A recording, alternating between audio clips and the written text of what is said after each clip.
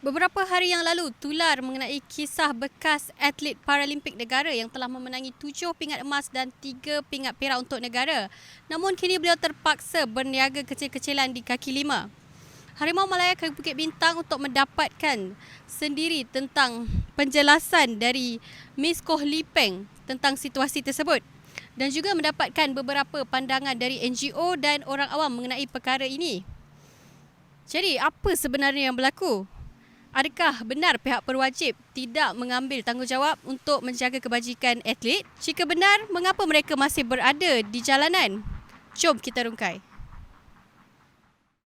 Apa pandangan Uncle tentang atlet yang terpaksa berada di kaki lima macam Miss Koh yang telah mengharumkan nama negara? Uncle rasa patut tak?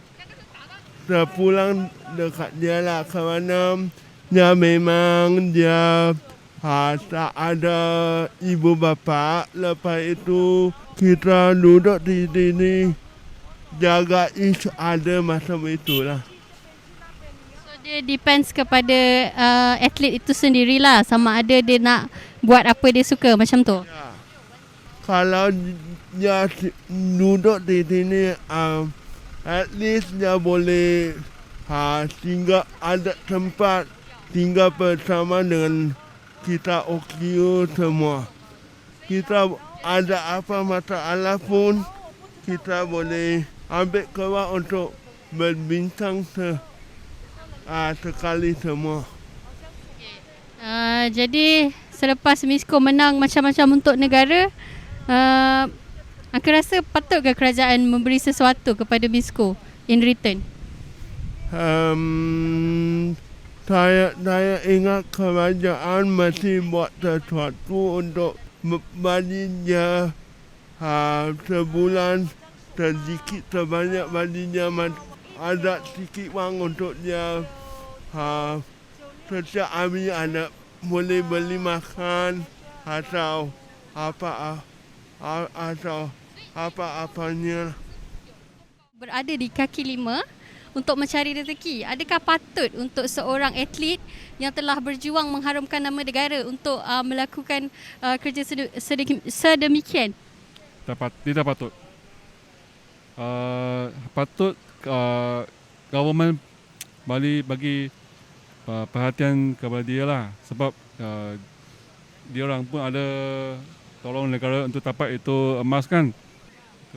Okay, you tahu tak tentang isu pemotongan allowance atlet sekarang? You tak tahu? Actually ia berlaku, and adakah anda rasa itu patut walaupun dengan alasan COVID dan juga ekonomi yang meruduk? Tidak patut. Kenapa? Sebab yang ada yang banyak yang itu tidak patutnya sudah buat. So ini patutnya tolong dia orang. So harap kerajaan tukar itu mindset lah tengah macam mana. Apa pandangan anda tentang atlet yang terpaksa berada di kaki lima untuk mencari rezeki? Adakah patut untuk seseorang yang pernah mengharumkan nama Malaysia berada di kaki lima seperti ini?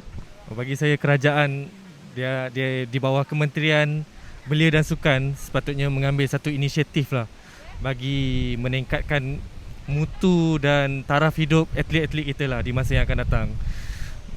Sebab dia dah mengharungi sebagai cabaran dan sebagainya. So saya berharap KBS akan melihat isu ni lebih ke depan lah.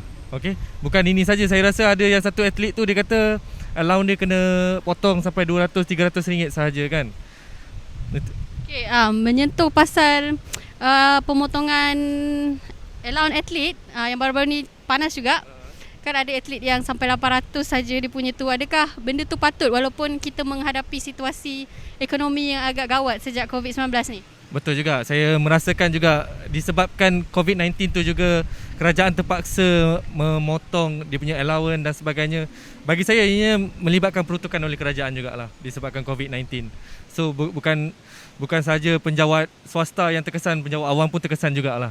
Okey. So, Cik ada cadangan tak untuk macam kita menyelesaikan masalah ni? Mungkin ada pandangan? Ada juga, kita boleh kurangkan gaji menteri lah. Dan apa nama dia, gaji-gaji kabinet dan sebagainya. Bagi saya itu adalah inisiatif yang pertama yang seharusnya dibuat oleh kerajaan. Okey, Ms. El, boleh terangkan sedikit mengenai objektif dan misi NGO anda? Okey, kami daripada Sukarelawan Anak Muda Wilayah Persekutuan ataupun lebih dikenali sebagai U4WP. Objektif utama kami adalah untuk menjemput anak-anak muda dari kawasan terutamanya kawasan wilayah Persekutuan untuk daripada Kuala Lumpur, Putrajaya dan even Labuan untuk datang bersama-sama dengan kita, join NGO kita untuk berbakti kepada masyarakat lah.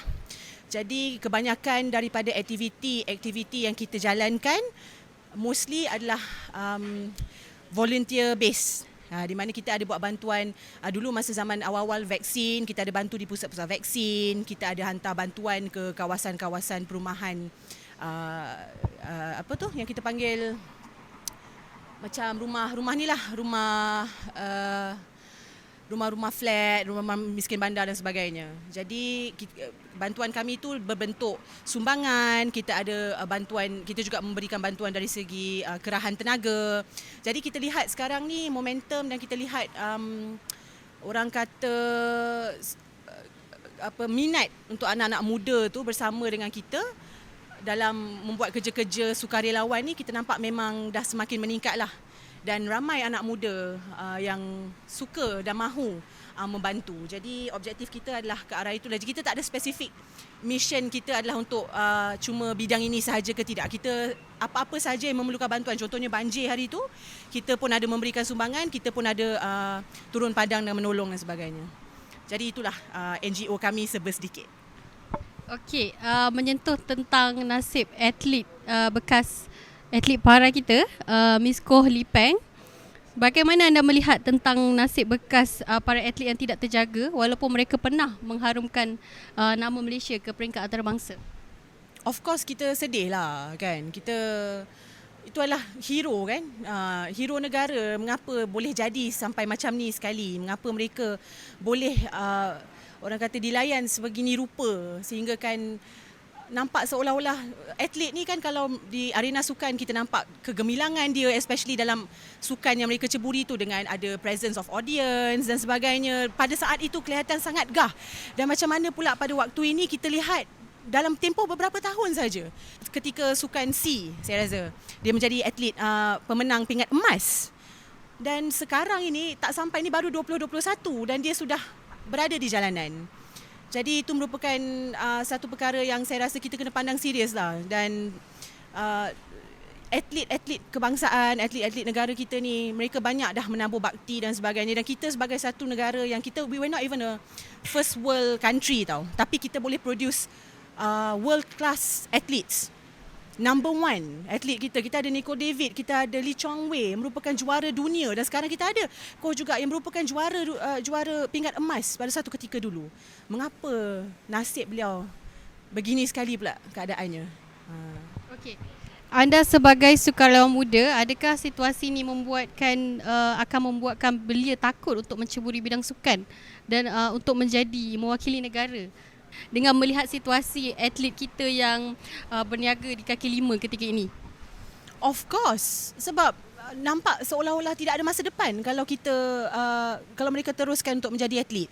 Walhalnya peruntukan dan sebagainya patut mencungkupi untuk atlet-atlet negara kita, sebab macam saya cakap tadi, kita ni bukan satu negara first world country, tetapi kita punya atlet ni berkualiti, world class, yang mana with limited resources, yang mana mereka pun, kita bukannya ada first class, world class facilities pun untuk some of our sports, tapi kita boleh hasilkan world class athletes. Bermakna kita ni memang, negara kita ni tidak ketandusan bakat dari segi sukan.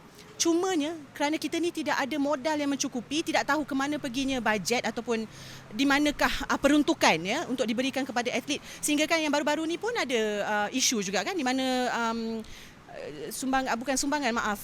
allowance atlet juga dipotong, sehingga kan ada seorang atlet komplain, dia kata kalau ini allowance yang diterima dalam RM800, lebih baik dia bekerja di McDonald's daripada dia menjadi atlet. Jadi you fikir sendirilah bagaimana you nak menggalakkan anak muda ataupun generasi baru untuk berminat dengan sukan. Sebab sukan ni dah tak lukratif. Cuma ada setengah sukan saja yang kita nampak seperti peruntukan banyak ke arah sukan tersebut. Tapi malangnya sukan tu macam tidak pula mendatangkan hasil kepada negara. Saya minta maaf, saya tak nak cakap lah sukan apa, pandailah fikir sendiri kan. Tapi sukan-sukan lain yang kita nampak macam contohnya macam hoki ke, macam rugby, di mana kita sebenarnya dalam list top one of the top lah dekat dunia kan. Tetapi kita nampak macam sendu saja sukan tu. Jadi persoalannya sekarang adalah kita ni tidak, kalau dari segi ketandusan bakat, tidak ada ketandusan bakat. Kita boleh groom. Dan cumanya sekarang orang-orang yang berbakat ini, mereka akan lihat kalau sukan mereka itu bukan sukan yang popular yang disukai ni, what's the point lah. So di situ ruginya kita, sebab itulah saya cakap, Malaysia memang ada banyak sangat bakat. Dari diving kita ada Pandai Lela. Pandai Lela asalnya daripada mana? Dia bukannya asal daripada bandar Kuala Lumpur yang serba-serbi yang ada semua kemudahan. Tapi dia boleh praktis di mana-mana sajalah, dia boleh menjadi world class athlete. Jadi kalau macam tu, bagi saya kita dah ada solution dia. Kalau nak katakan tentang bakat rakyat Malaysia menjadi atlet sukan, memang tak ada masalah. Cumanya sekarang bagaimana you nak utilize bakat tu. Jadi you fikir-fikirlah sendiri apa yang patut you buat untuk galakkan orang bersukan. Okey. Koh Li Peng dikatakan pernah mendapat tawaran bantuan. Tapi kenapa beliau menolak untuk menerima dan tetap dengan pendirian dia untuk berniaga di kaki lima? Apa pandangan anda mengenai ini? Kita nak tahulah jenis bantuan apa yang dia terima. Kalau dia terima bantuan yang konsisten ataupun dia terima bantuan yang setimpal, tak perlulah dia menjual tisu di tepi jalan. So, menjawab balik persoalan tu dengan persoalan yang lain tau. Jadi, isunya sekarang adalah macam, dia begini, saya nampak secara totalnya, sukan ni kita tidak diberikan priority buat masa sekarang. Mengapa? Terutamanya selepas COVID, dan sekarang ni pun masih COVID, seolah-olah diketepikan. Mungkinkah kerana banyak acara-acara sukan pun macam Olimpik terpaksa orang katakan tanpa audience dan sebagainya. Jadi sukan dah tidak menjadi satu acara yang orang kata besar dan magnitude-nya. Tapi itu tak boleh dijadikan alasan kenapa sukan ni kita ketepikan walaupun dengan COVID. Kalau you menggunakan alasan kita tak ada audience, itu cuma untuk sementara waktu. Dan in fact some countries pun dah start dah bawa balik audience kan. Untuk audience ni menjadi peminat sukan juga menjadi satu orang kata source of income yang penting juga untuk sukan kerana mereka membayar tiket dan sebagainya untuk menonton kan. Jadi kalau itu dijadikan alasan, bagi saya COVID ni pun kita dah menuju ke arah kita nak bukakan semula kepada masyarakat. Jadi dia cuma satu, bagi saya termnya temporary inconvenience saja. Ia tidak berpanjangan. Begitulah. Terima kasih Miss Al. Okey, ini soalan untuk Cik Amar. Okey, bagaimana adakah bentuk bantuan yang ditawarkan NGO anda kepada insan istimewa seperti Misko, Raduan Emery, Mariapan Perumal dan beberapa lagi atlet para yang pernah viral mengenai nasib mereka yang tidak terbela? Okay, Assalamualaikum, selamat petang. Kalau segi NGO kami, kalau bantuan-bantuan yang melebihi, kita tak mampu. Sebab apa? Kita macam Cik L cakap tadi, tadi kata, kita mostly kita untuk dari segi volunteer, sama kita ada bantuan-bantuan untuk short term saja. Untuk long term selalunya kita patut bagi kepada authority macam pihak kerajaan. Diorang ni patut cater budak-budak orang-orang macam ni. So dari segi kita pun ada juga macam pihak kerajaan, kita tahu diorang ni macam contoh Misko tadi kan. Diorang ni dari segi Paralimpik. So mana pergi Majlis Paralimpik? Diorang ni patut orang pertama yang ke depan. Selain tu diorang ni Majlis Olimpik perlu tackle diorang ni yang pertama. Kementerian Belia Sukan, Majlis Sukan Negara. Lalu dalam Majlis Sukan Negara pun kita ada cawangan Paralimpik. Sebenarnya diorang yang patut untuk ke depan. Kita orang ni hanya support system. Kita support apa yang boleh yang kita mampu saja. Yang sepatutnya mereka ni, yang pertama sekali diorang ni patut di-tackle oleh pihak kerajaan sendiri. Okay. So menurut anda, apa solusi terbaik bagi menjamin kelangsungan hidup para atlet ni? Setakat ni yang kita dengar hanya bantuan RM5,000 one off dan juga RM300 per bulan, dan di mana ia dinafikan sendiri oleh Misko. Jika ada sekalipun mungkin ia terlalu sedikit dan tidak menjamin dalam tempoh long term. So apa solusi? Mungkin ada pandangan mengenai ini? Okey, macam ni. Dari segi solusi ni, bantuan one off ialah itu untuk short term. Short term punya soft. Tapi untuk long term, dalam atlet ni dia ada kategori juga. Dia kalau kita pandai, kalau atlet ni pandai, dia mungkin ada pelajaran lebih, ada pelajaran mungkin dia boleh hidup di luar. Mungkin selepas jadi atlet, mungkin dia boleh bekerja di mana-mana. Tapi dari satu sudut yang lain, atlet ni dia kurang sikit pendidikan. So bagi saya dalam Kementerian Belia Sukan dia ada kemahiran. Kemahiran ni why not diorang bekerjasama. Kalau anda kata atlet-atlet ni yang kurang belajar sikit, mungkin kita boleh dia pergi ke kemahiran untuk diorang belajar benda ni dan sama diorang berkhidmat untuk negara. Selepas tu kalau anda kata servis mereka dah habis, mungkin diorang tahu apa yang dia nak buat lepas tu. Mungkin dari segi kemahiran mungkinlah dari segi ikutlah keupayaan diorang. Itu yang penting. Sebab apa? Kita ada atlet normal dan atlet special. So special ni kita kena titik berat lebih sikit mungkin ikut diorang punya keupayaan. Sebab bagi saya diorang ni ada perkara yang dia boleh ikut secara normal tapi diorang ada yang tak boleh. So yang tak boleh ni kekurangan bagi segi diorang. So kita dari segi macam diorang ni majlis kita ada majlis, kita ada kementerian, kita ada yayasan Yakib apa semua. So kena fikir satu cara untuk membantu golongan-golongan ni. Untuk diorang, untuk kelangsungan hidup diorang, untuk masa depan. Okey, sebagai NGO yang berperanan untuk menjaga kebajikan penduduk wilayah, boleh dikatakan begitulah kan? So menurut anda kenapa wilayah Persekutuan KL especially menjadi tumpuan untuk golongan seperti MISCO? Okey, pertama sekali kita tengok Kuala Lumpur ni adalah pusat bandar. So semua orang tempur di sini, penduduk di wilayah Persekutuan Kuala Lumpur terutama sekali di sini pun berperadat dan mungkin asalnya MISCO tadi di Penang. Okay, Penang pun lebih kurang saja macam KL tapi peluang yang dia boleh dapat di KL mungkin lagi banyak daripada Penang. So itu antara salah satu penyebab dia mereka ni turun ke KL sanggup jual tisu pun janji untuk menampung kelangsungan hidup dia untuk kehidupan dia untuk masa depan. So mungkin tapi bagi saya sebagai seorang atlet yang mengharumkan negara seperti tadi cakap dia ni nak mengharumkan nama negara semua, tak patut dia ni dilayan sebegini rupa. So dia patut ada something. Mungkinlah dia tak boleh, mungkin kerajaan tak boleh nak bagi special treatment daripada dia, tapi as long bagilah satu kemudahan untuk dia, pemudahkanlah jalan dia untuk dia meneruskan hidup dia untuk masa depan, untuk tanpa hidup dia. Sebab setiap orang tak kisah dia ni normal ataupun dia orang ni special, dia orang ni patut dilayan sama rata. Sebab apa? Kalau kita tengok sebelum ni dulu YBKJ pernah umumkan sesiapa atlet yang menang pingat emas apa-apa acara diberi sama rata hadiah ganjaran dia bersama atlet normal. So saya dengar kalau tak silap saya sekarang ni dah mungkin tak ada. So why not kita teruskan benda tu juga. Benda tu bagus. Kenapa bezakan mereka ni? Sebab apa? At the end dia mengharumkan nama negara. Itu yang penting. Okey, saya nak tanya soalan yang sama juga dengan Miss L tadi. MISCO Lipang tu dikatakan pernah mendapat tawaran bantuan. Tapi kenapa dia menolak untuk menerima agaknya dan dia still juga nak berniaga tepi jalan? Agaknya mungkin ada sesuatu di sebalik tu bagi pendapat. Okey.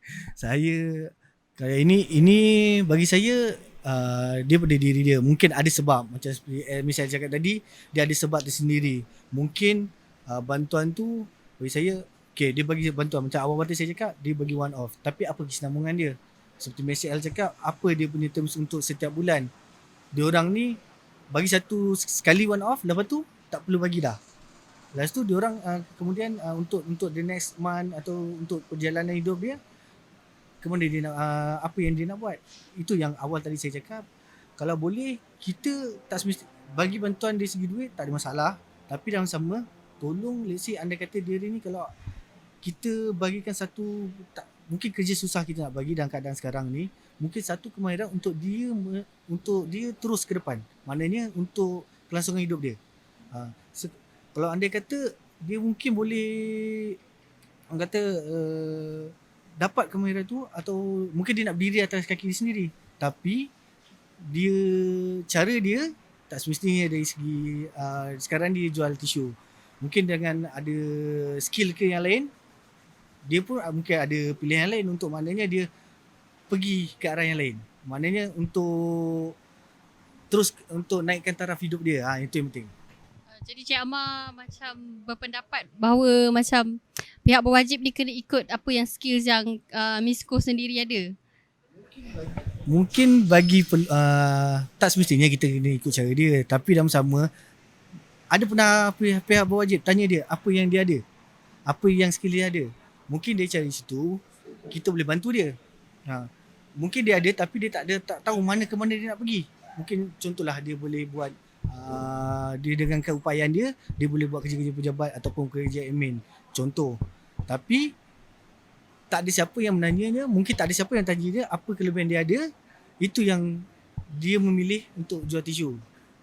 Sebab dia hanya manusia biasa dan dia tak tahu dengan keadaan dia sekarang, mungkin dia pun dengan keadaan dia sekarang ni dia kata dia tak mampu nak buat.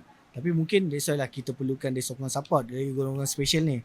Kita support dia in terms of counselling ke ataupun bantuan-bantuan yang lain. Tak semestinya dah RM1 tak semestinya RM1. Dari segi moral support apa semua, kita tengok apa yang dia mahu. Mungkin dari segi situ boleh kita selesaikan masalah dia. Tak semua, at least ada yang kita dah boleh bantu. Itu yang saya tekankan. Boleh. Saya rasa untuk isu macam Miss Koh ni, dia kan world class athlete. Dia pernah mendapat gold medal even. Mungkin kita boleh fikirkan a long term solution untuk dia dari segi, mungkin boleh appoint dia untuk jadi jurulatih kebangsaan dan sebagainya. So ada kelangsungan dan related juga dengan benda yang dia buat pada waktu dia menjadi atlet. Apa perlunya kita mengeluarkan kos untuk mengambil tenaga pengajar ataupun jurulatih daripada luar?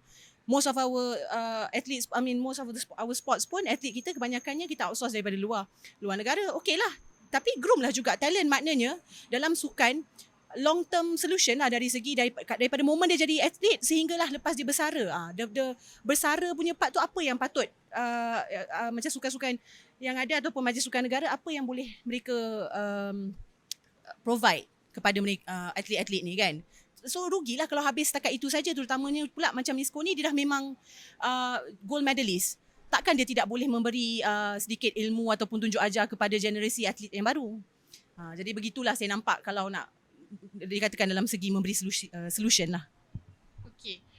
Sebagai NGO dan juga ada yang related dengan sukan juga, betul? So apa harapan Miss El ataupun Cik Amar sendiri tentang masa depan atlet negara ni? Harapan kami janganlah diketepikan atlet-atlet negara ni, terutamanya kan. Sebab sumbangan sukan ni kita kena tengok sukan ni itself. Kenapa kita kena kenapa kita kena memberikan peruntukan untuk kelangsungan sukan? Because banyak benda-benda yang dia sukan ni tidak bersifat macam terus mendapat result. Bukan macam seolah kita bina bangunan tinggi-tinggi ke ataupun benda yang kita boleh nampak secara fizikalnya dia punya progress. Benda ni long term tapi impactnya juga long term. Maknanya sukan ni kita kena groom sebagai satu industri yang patutnya kita jaga kerana dia number one, dia create nation building. Maksud saya di sini dia menjadi satu ejen perpaduan. Terutamanya kepada kita negara berbilang kaum. Bila Nico David menang, bila Lee Chong Wei menang, bila Pandalela dan sebagainya menang, kita semua bersorak sebagai satu negara. Jadi impact sukan tu kita lihat dari segi perpaduan is very very important bagi saya. Jadi rugi kalau kita tidak memberikan peruntukan secukupnya untuk perkara-perkara yang sebenarnya saya nampak macam kita ni banyak dari segi social building nation ni, kita banyak macam anggap benda tu tak penting. Tapi sebenarnya penting sebab kita tak nak menjadi satu negara yang mana rakyatnya itu terlalu work centric sampaikan tidak ada balance tau. Jadi kita akan create rakyat yang macam tak kreatif dan sebagainya. Jadi it's very important bagi saya sebab sukan ini menjadi satu ejen untuk perpaduan. Terima kasih Miss El. Terima kasih Cik Amar.